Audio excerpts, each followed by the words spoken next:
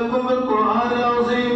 ونفعنا وإياكم بالآيات والذكر الحكيم إنه تعالى جواد كريم ملك بر رؤوف رحيم.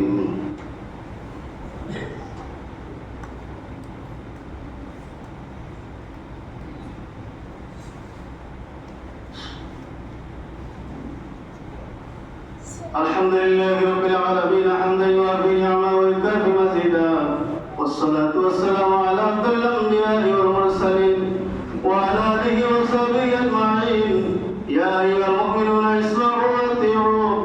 إن الله معكم بأمر بدأ فيه بنفسه وسنى بملائكته المسبحة لقدسه وسلس بكم أيها المؤمنون من برية جنه وإنسه، فقال تعالى مخبرا وآمرا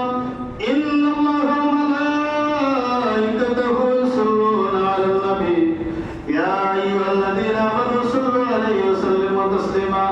اللهم صل وسلم وبارك على سيدنا نبينا مولانا محمد وعلى آله وأصحابه، وصل على المؤمنين والمؤمنات والمسلمين والمسلمات، خصوصا على أفضل الرسل بعد الأنبياء بالتحقيق خليفة رسول الله صلى الله عليه وسلم سيدنا أبي بكر الصديق،